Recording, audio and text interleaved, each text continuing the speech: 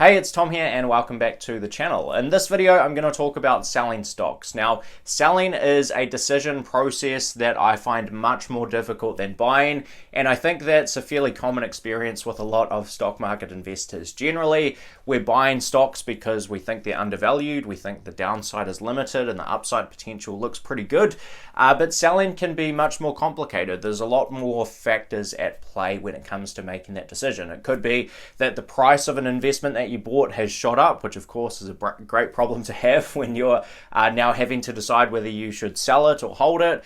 It could be that the investment hasn't played out as you first thought it might. The business results for that company haven't been so good, or it could be that you've got better opportunities elsewhere. These are all kind of factors that are working together that can really influence a decision to sell. So this is still very much an evolving sort of framework and process for me, but I want to put this video together and give you at least my current process for when I go about selling stocks. So before we get into that, I just want to give a quick plug for a new YouTube channel that I've actually started. If you haven't seen it already, it is Punch Card Investing.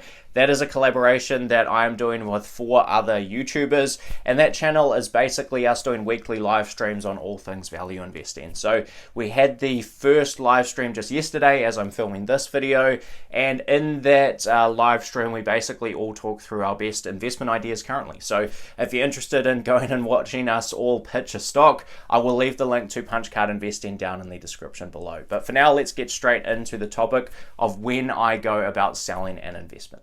Okay, so firstly, let's get out of the way a couple of reasons why I would never sell an investment. And I think this is a trap that a lot of particularly newer investors tend to fall into, and I think it's something that you should eliminate from your selling process altogether. So firstly, those are things like short-term reasons why you think a stock might go down. So let's say you own a business and something macroeconomic-wise completely unrelated to that individual company gets announced. Maybe it's interest rates going up or interest rates going down, or there's something specific, some short-term issue happening in the country where that business resides, or some macroeconomic factor that may have an influence on that business, but it's not necessarily directly related to that company. Those are reasons that I really don't sell investments ever. When I'm making a sell decision, I'm focusing pretty much purely on the business results that that company is experiencing, and I'm balancing that against the current price of that investment and the other opportunities that I have available.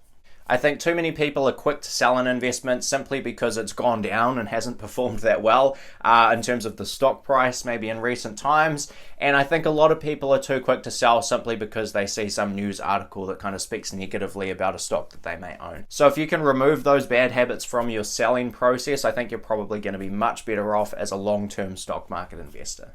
And of course, people like Warren Buffett and Charlie Munger would tell us that the ideal time to sell an investment is never.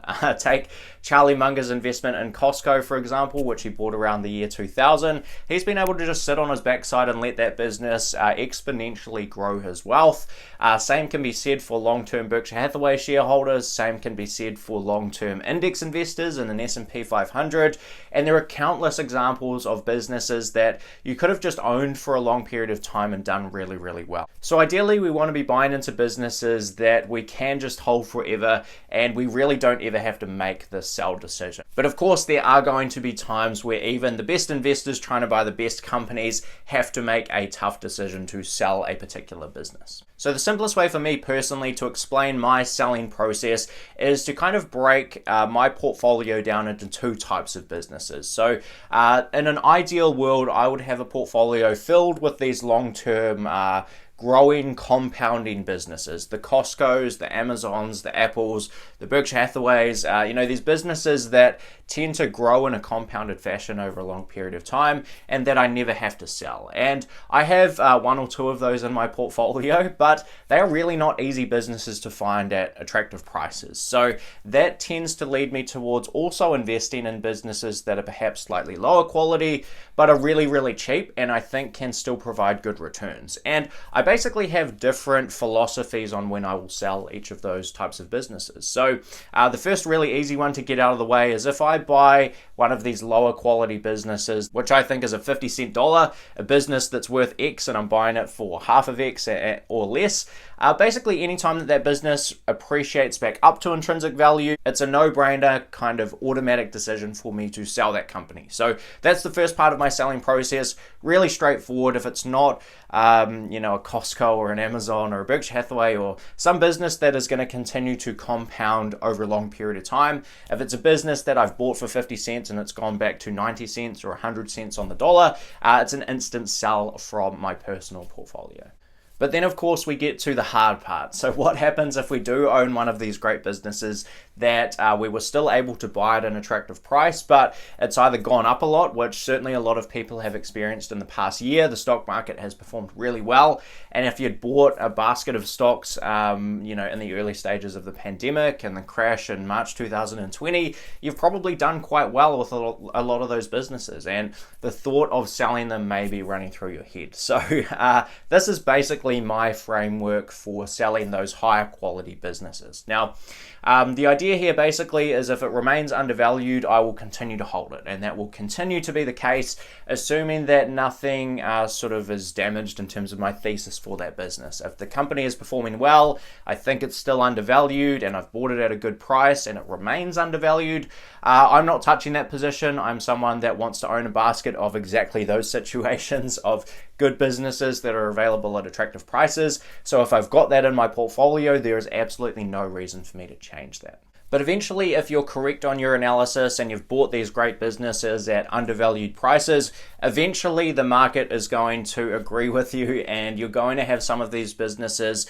appreciate up to intrinsic value. And now you've got this really challenging decision where if it was a non-growing, 50-cent dollar type business where you would typically automatically sell it, that's potentially something you might not want to do with a business that will continue to grow. So let me give you an example from my own personal portfolio. Now, a business that I own that kind of fits into this basket of a long-term compounder that I bought at an attractive price is a business called Thor Industries. Now, Thor Industries is basically an RV company based in the US, but they also have business in Europe and many other parts of the world.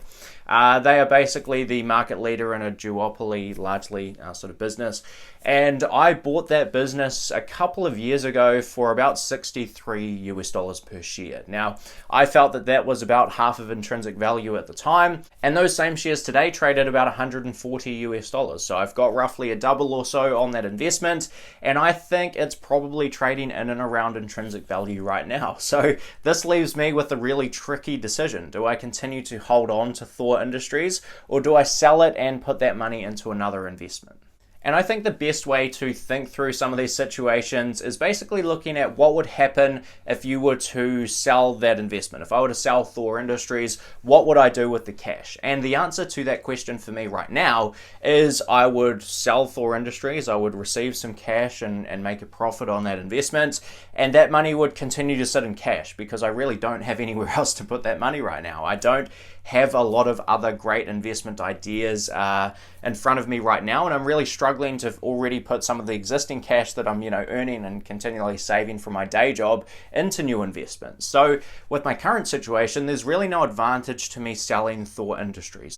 I think that although it will be volatile over the long term, Thor Industries, even at today's prices, will perform better than cash, will give me a higher rate of return than cash in a bank account.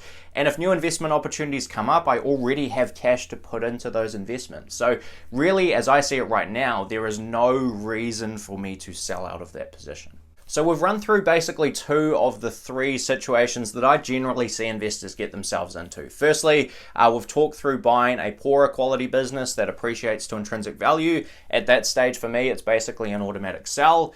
The second situation is where I have a good business that will continue to grow and compound over a long period of time, where I've bought that at a good price, it's gone to intrinsic value, and I really have nothing better to do with the money, in which case I will continue to hold that investment. And now let's talk about the third situation, which is some sort of business that's good quality. Let's continue using Thor Industries just as an example, has appreciated to intrinsic value, and I have no cash and I have a better opportunity elsewhere. Now, that is actually a situation where I will sell out of that business. If I think that I've found a business that is equally as high quality and is at 50 cents on the dollar, just as an example, then that is a situation where I will take at least a portion of that position and put it into that new investment. And that really all comes down to opportunity cost and margin of safety. If a business has appreciated to intrinsic value, my margin of safety and my protection from downside has sort of disappeared in that investment. And I am probably not going to earn as high a return as if I can buy an equally attractive business at a discount to intrinsic value. So that is a situation then when I would genuinely sell. And there's really only one more situation where I would sell, and that is if a business like Thor Industries was to get to egregiously high prices. So right now today I think it's probably trading roughly around intrinsic value. If it were to get ridiculously overvalued, 50 to 100% above intrinsic value, I would probably sell at that point, even if that position was to just then sit in cash in a bank account, because at that point I think the risk of me losing money is actually quite significant. I think, all stocks eventually will get priced in and around their intrinsic value.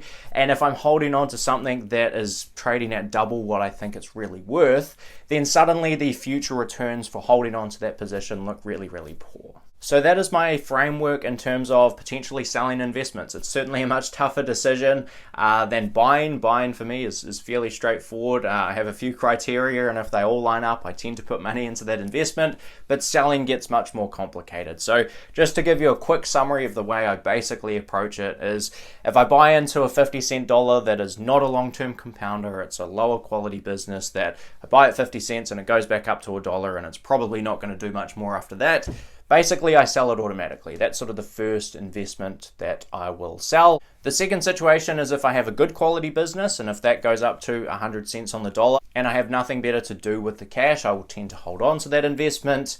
But if that good quality business gets egregiously overvalued, 50 to 100% above intrinsic value, or I have somewhere that is significantly better in terms of putting that capital into a new investment, then those again are situations where I will tend to sell. So that's it from me today. I do hope you enjoyed the video. If you did, please hit like and hit subscribe. Be sure to check out Punch Card Investing if you haven't seen that already as well. But that's it from me today, and I will see you in the next one. Cheers.